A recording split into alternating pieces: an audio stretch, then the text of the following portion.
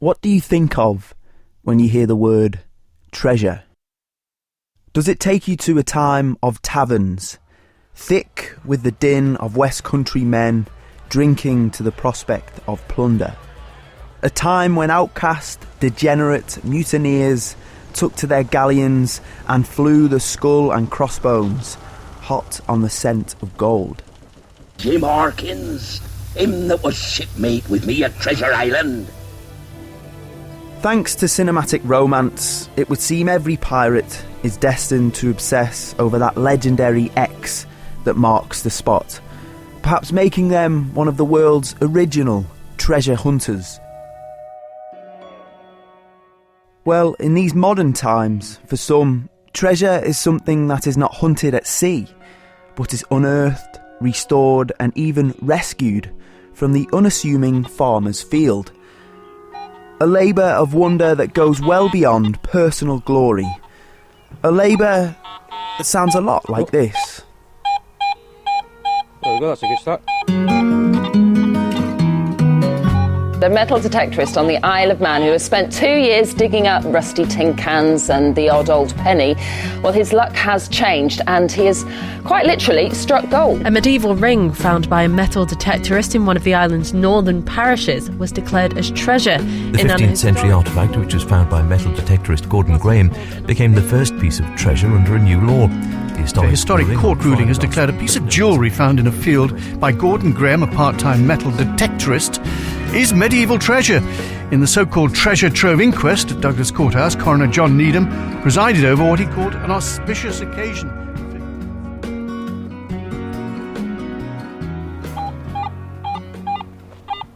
We onto something. So we're in a bit of an undisclosed location, shall we say, up north, and we'll just leave it at that. Yeah, that's good, yeah, thank you. But why would you be precious about where you found, for example, that ring? It's really for a number of reasons. The main thing is, first of all, to protect the landowner. Being a detectorist, your permissions, as they call it, can be quite a private and sort of personal thing. Yeah, there is land that's shared, but it's always nice to have a bit yourself. You can go for your own peace and tranquility, and it's not getting disturbed. So you know yourself what bits of a field you've done, what bits you can go back to. But you don't want loads of people knocking on the landowner's door, you know, constantly harassing them to try and get on. It doesn't happen in the Isle of Man. Is there something called, is it called night hawking? Yeah, something that I've never heard of happening in the Isle of Man, which is a good thing. Basically what night hawking is, that's I'm only going by what I've read, is people who perhaps don't have a permission, or maybe attempted to get a permission on land and it's been refused, but they think obviously it's got a lot of historical interest stored, so they'll go on at night and just start metal detecting at night under the cover of darkness so people can't see them. It's theft, it's against the law. Yeah. You know, it should never be done. Unfortunately, it has been done. You remember in the news not so long ago there was night hawking taking place at Hadrian's Wall. Oh right. That was in the news. That's just horrendously bad. You know, that's what, and just holes up, just holes everywhere. Yeah. Yeah. And the problem is too, from what I'm seeing on social media in the UK, is they're digging holes, but I see I've just dug it, I'm just leaving it, I'm just going on to the next hole. So the poor farmer or the landowner wakes up in the morning and you've got all holes. So they're not following proper practice there at all, are they? Not at all, not at all. And they do give detectorists a bad name. You know, it's a bit like fishing.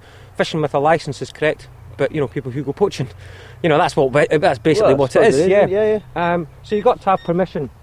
It's funny, before I done metal detecting, I could have walked past the field and looked at a guy metal detecting going, oh, what's he doing? Yeah. Oh, he's trying to find, you know, coins or something. But when I got into it and I got my first detector, oh my God, it's so addictive. Oh, you have no idea. If I wasn't out detecting at night, you know, cooking tea, I'd have YouTube on and I'd be watching detecting videos, and then you get the magazines and stuff like that. So this is like a recent wonder for you, getting into this as a sort of a part-time or full-time hobby? Yeah, I mean, it has. It's only been 2 years. I don't get out that much. The summertime's different, you know, like you get the long evening, so you can maybe get a couple of hours out. But, you know, some people have a lunch break, and if they walk around Douglas for half an hour, you know, go in the shops, I just jump in the car, you know. I've got permissions maybe 15 minutes from my house, 10 minutes from my house. Just jump in the car and just go out for half an hour, you know, and just have a wee swing about, you know, and have a sandwich. And that's how I kind of spend my hobby, or do it in the evening, you know, just for an hour here before it gets dark. A swing about, that's very much metal detector talk, isn't it? I don't know, unless I've just invented that. But yeah, no, it's good. And it's nice, it's therapeutic. You're out in lovely, it can be sometimes, the nice max weather, but you're out and about in the countryside. Birds are singing, you see wildlife, you see birds of prey flying around, you see rabbits running around. So you've got all that aspect of it too. So yeah, it's relaxing. Yeah, it's nice. Shall we carry on? Yeah. Because I imagine the withdrawal symptoms of not digging something up might be kicking in. So.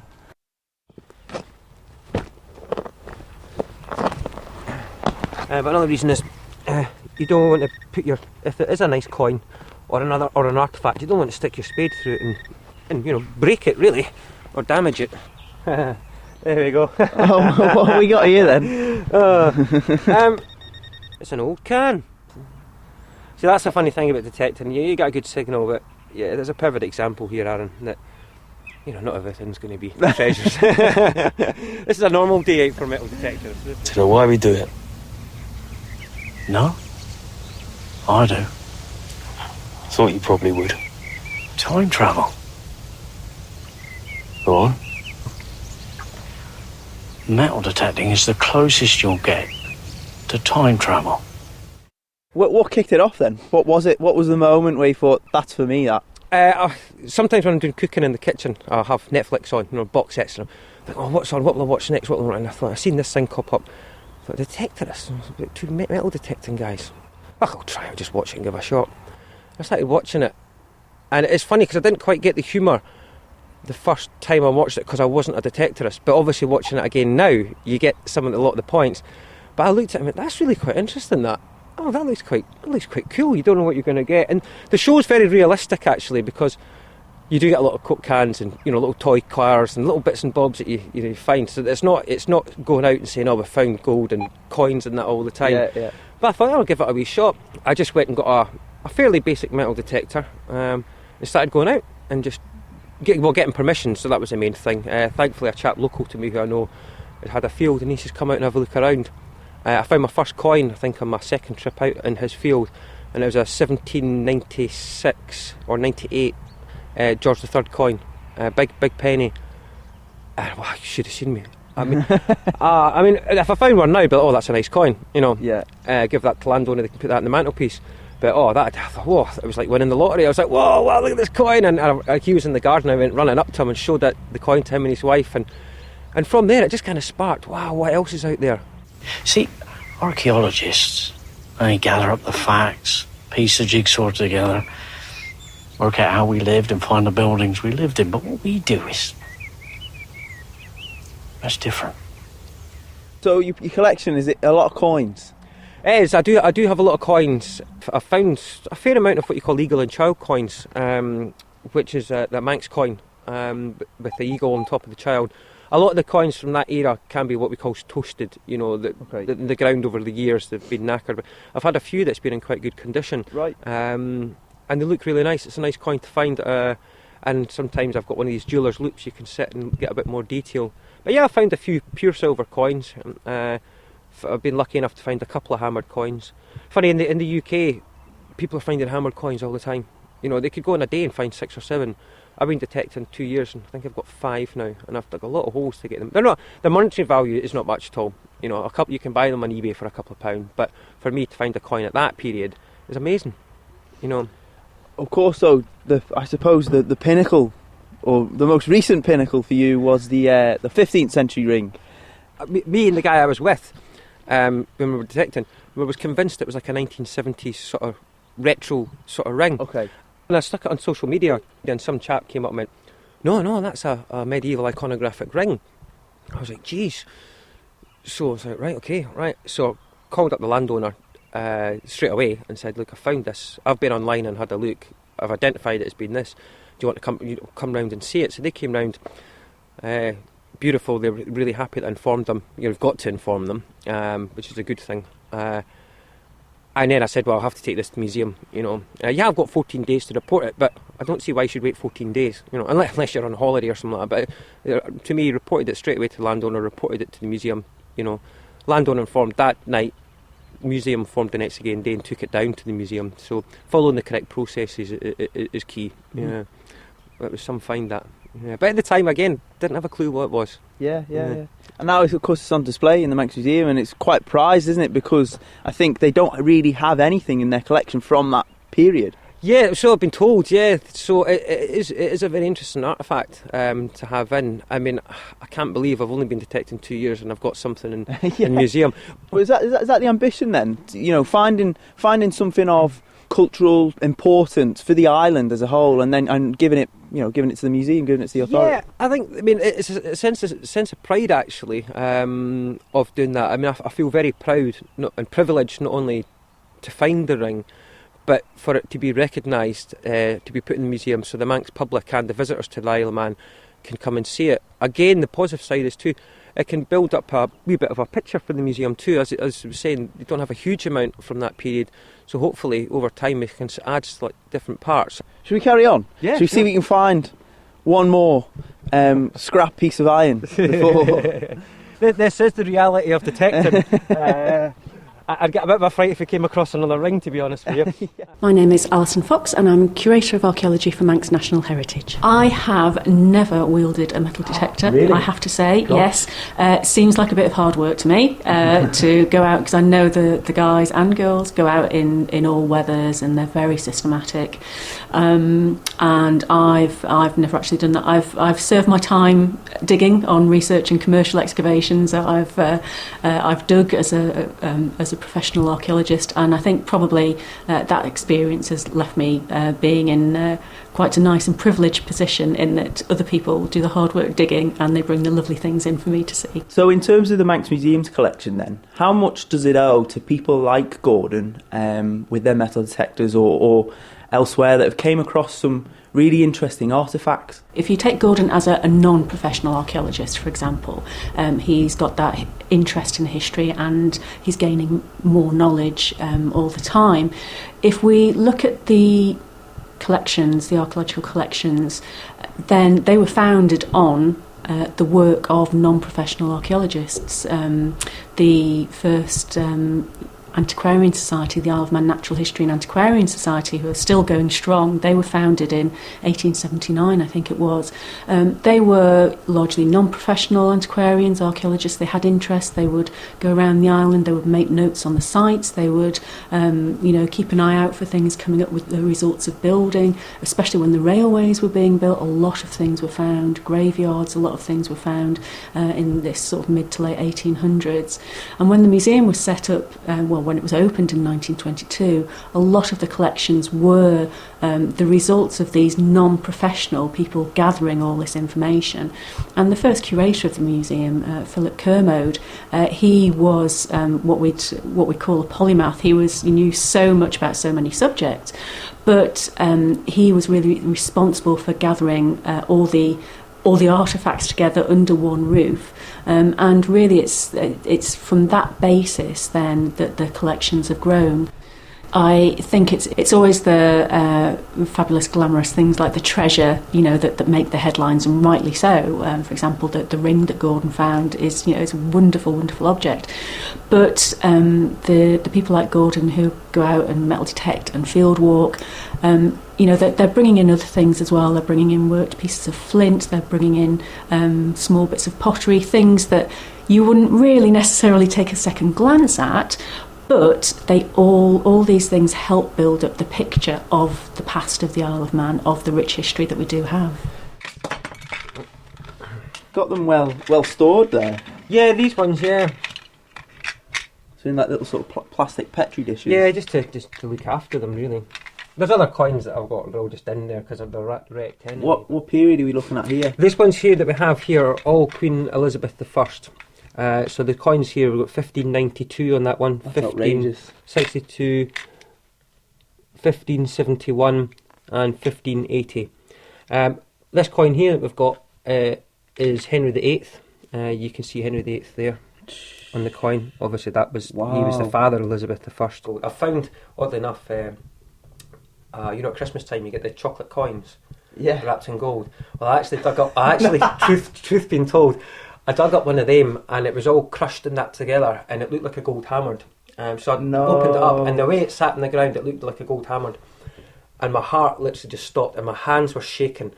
and I gently picked it up. As I picked it up, I could feel the weight and realise what it was. And that was a moment. I mean, it looked just like a gold hammered coin. But that in itself, although it's not worth a lot, that's so rare, isn't it, to find a chocolate coin underground? God. I mean, the chocolate was all gone, but it was crushed. But I went from, absolutely just about having a heart attack of excitement to looking around going, just waiting for Jeremy Beagle to pop out and, just say, nah, we got you.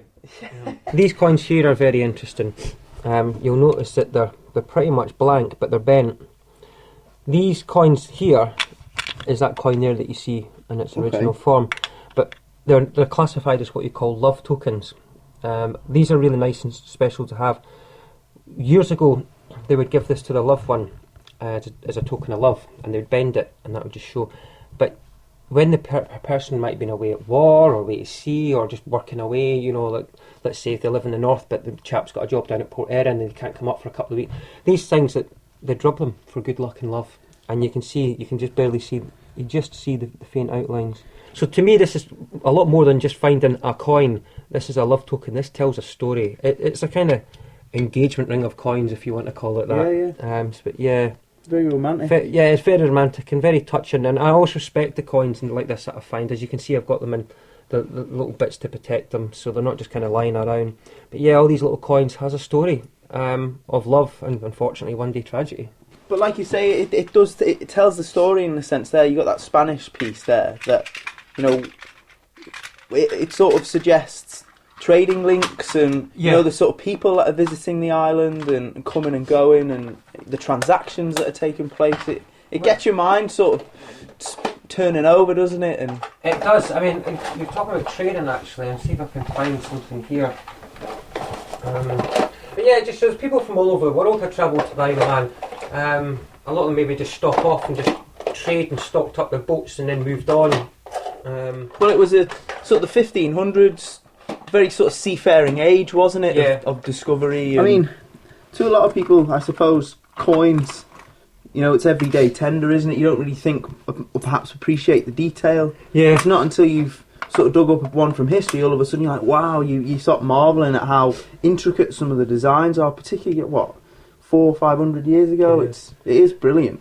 I mean, it's funny, as I said before I started metal detecting, if somebody said, you want to see some old coins, I'm like, nah, and I'm not bothered. But now when you get into it, it's amazing. You just get so involved in it, and you look at the coins and you research the coins, and it's very interesting, and you learn all the time. I've only just scratched the surface and things that I'm beginning to understand about coins. I imagine when it comes to metal detecting, is it best to go in with no expectation at all than sort of getting disheartened? Because I imagine you must have like an idea of sort of the ultimate find you want. You must have it in the back of your mind. I really, really want to find this one particular type of coin or this one particular type of artifact. Is it best to sort of have no expectations and just see what happens? Yeah, I mean, don't go into it thinking you're going to find gold and you're going to find treasure. Some people are lucky. I was, as you know, very lucky to find that ring. But yeah, that was a very unique and special moment. I don't think that will happen again. But yeah, you can as a metal detecting, you could get disheartened very quickly in it. You could just find, we were out today, we just found bits and bobs of rubbish. You can get disheartened, but however, when you find your first coin, it's a game changer. Wow. And then you could go and find the second coin, and then you find like an artifact something. So once you start getting into it and start getting stuff, you do get encouraged. I think there's so much stuff out to be found. I mean, metal detecting is getting really popular now, and it's certainly assisting a lot of museums, not just the Manx Museum, but also in England and throughout the world.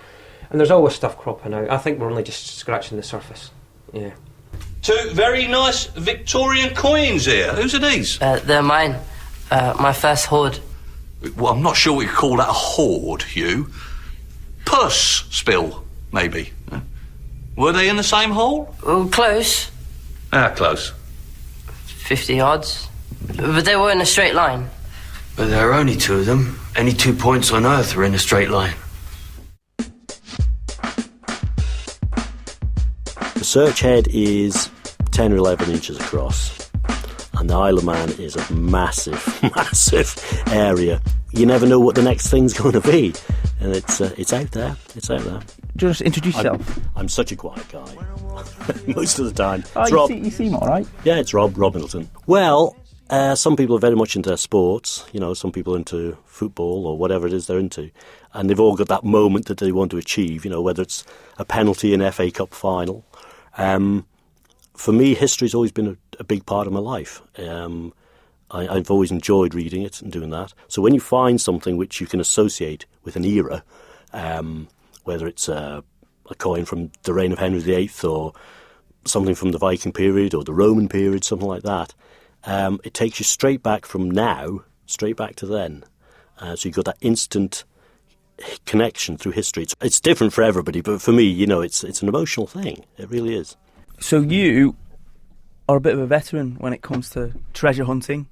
If I say the word to you, or the phrase treasure hunter, if I said that to you as a young kid who was just starting out with his metal detector, what did that mean to you then? And I suppose, what does it mean to you now? Is it still got the same connotations? A lot of people call it detecting or searching, as it were. But basically, what you're really trying to do is find these little bits of the jigsaw, these little bits of history, which are made of metal. And throughout history, people have always lost things.